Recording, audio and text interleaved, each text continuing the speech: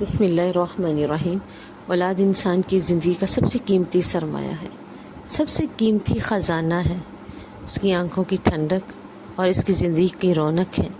اولاد سے زندگی کے مقاصد انسان کو نظر آنے لگتے ہیں۔ زندگی گزارنے کے بہت سے مقصد اولاد کی صورت میں بھی ہوتے ہیں، تاکہ ہم چاہتے ہیں ہمارے مرنے کے بعد کوئی ہمارا بہترین نام لے، کوئی ہمارا صدقہ جاریہ بنے، کوئی ہمارے لیے ہاتھ اٹھائے۔ اس وقت جب ہم مدتوں اپنی قبر میں سو رہے ہوں اور کوئی بہترین تحفے دینے والا موجود ہو، ہمارے لیے کچھ خیر کے الفاظ کہنے والا موجود ہو، تو نیک اولاد دنیا پہ اللہ کی بہت بڑی رحمت اور اللہ کی طرف سے ملنے والی بہت بڑی سعادت ہے۔ اس سعادت کو پانے کے لیے تمام انبیاء نے دعائیں کی اپنے رب کے حضور۔ سورہ صفات میں آتا ہے، رب ہب لی من الصالحین، اے اللہ، اے رب مجھے صالحہ اولاد عطا فرما۔ صرف اولاد ہی نہیں، صالحہ اولاد۔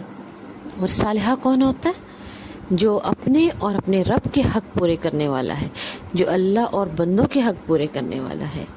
اسی طرح سورہ انبیاء میں زکریا علیہ السلام نے دعا کی، ربی لا تذرنی فردا وانت خیر الوارثین، اے میرے رب تو مجھے اکیلا نہ چھوڑ، تو سب سے بہترین وارث ہے۔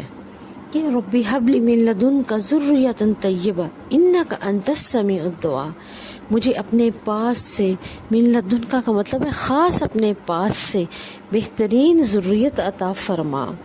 اور کیا اللہ رب العزت سورہ نوح میں بھی بتاتے ہیں، حضرت نوح نے کیا کہا؟ انہوں نے کہا استغفروا ربکم انہ کان غفارا، لوگوں مانگو اپنے رب سے بخشش، اپنے گناہوں کی معافی مانگو۔ یرسل السماء علیکم مدرارا، وہ تم پر خوب بارشیں برسائے گا، یعنی رزق، بارش بھی ایک رزق کی بہترین شکل ہے۔ وَيُمْدِدْكُمْ بِالْأَمْوَالِ وَبَنِينَ، اور بیٹوں کے ذریعے بھی اور مال کے ذریعے تمہاری مدد فرمائے گا۔ اللہم اغفر لی وارحمنی واہدنی وارزقنی، اللہ مجھے میرے اپنے حوالے نہ کر، مجھ پہ رحم فرما، مجھے ہدایت دے، مجھے رزق عطا فرما۔ اور پھر زکریا کیا کہتے ہیں؟ اللہ تعالیٰ نے زکریا علیہ السلام کی اس خفیہ پکار کو بھی بتا دیا کہ اولاد ایک ایسا پھل ہے جس کے لیے انسان ہر وقت اپنے رب سے سرگوشیاں بھی کرتا ہے، چاہے وہ ان کی زندگی کی صورت میں، ان کی ہدایت کی صورت میں، ان کی صحت کی صورت میں، ان کے حصول کی صحت میں۔ کیا اللہ تعالیٰ کہتے ہیں ذکر رحمت ربک عبدہ زکریا، اس کتاب کے اندر کیا کریں؟ یہ جو آپ کے رب کا ذکر ہے، اس میں، اس رحمت کے ذکر میں آپ میرے بندے کا، زکریا کا بھی ذکر کریں۔ اذ نادیٰ ربہ نداء خفیہ، اس نے چپکے چپکے اپنے رب کو پکارا۔ دیکھیں اولاد کے لیے ہمیں چپکے چپکے بھی اللہ سے دعائیں کرنی چاہیے، چھپ کے بھی، دل سے بھی دعائیں کرنی چاہیے۔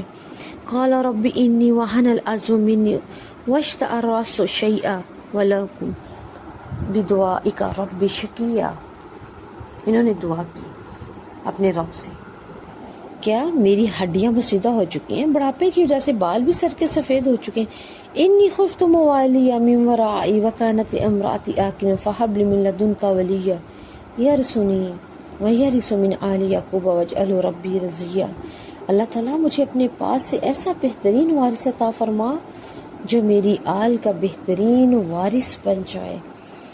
اسی طرح اللہ تعالیٰ کہتے ہیں سورہ آل عمران میں، حضرت مریم کی ماں نے کیا کہا؟ انی نذرت لک ما فی بطنی محررا، اللہ جو میرے پاس ہے، جو میرے پیٹ میں ہے پروردگار، میں اسے تیرے لیے مخلص کرتی ہوں۔ اور اس کے پیدا ہونے کے ساتھ ہی کیا کہا تھا؟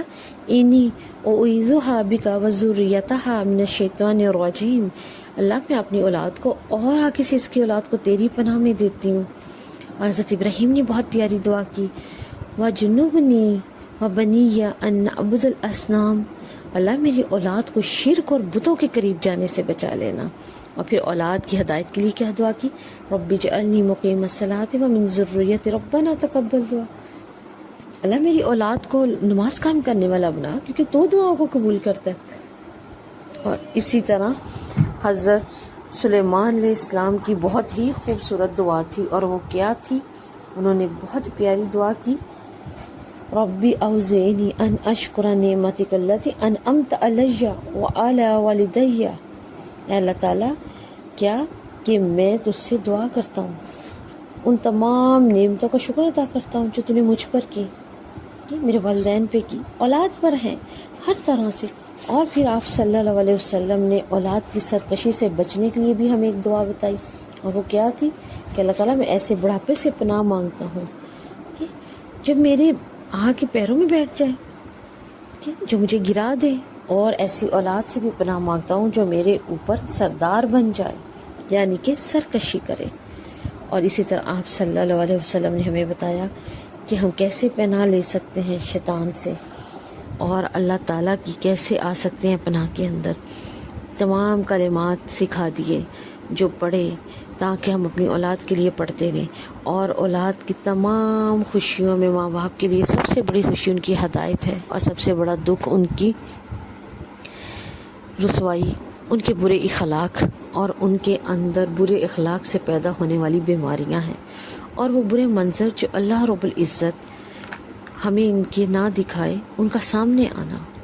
اولاد سے بڑی آزمائش بھی کوئی آزمائش نہیں، اس لیے اولاد کی آزمائش اور ان کے برے منظر دیکھنے سے، ان کو بری بیماری اور بری اخلاقی ظاہری اور باطنی بیماریوں میں پڑنے سے دیکھنے سے، اور ان کو کسی بہت بڑی آزمائش میں مبتلا ہونے سے دیکھنے سے اللہ ہمیں محفوظ رکھے۔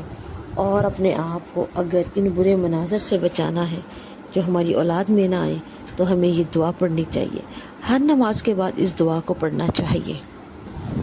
اللہم انی اعوذ بک من سوء المنظر فی الاہل والمال والولد۔ اے اللہ تعالیٰ، میں تجھ سے اپنے مال اور اپنی اولاد کے برے منظر کو دیکھنے سے پناہ مانگتی ہوں، اور یہ دعا یہ ہے: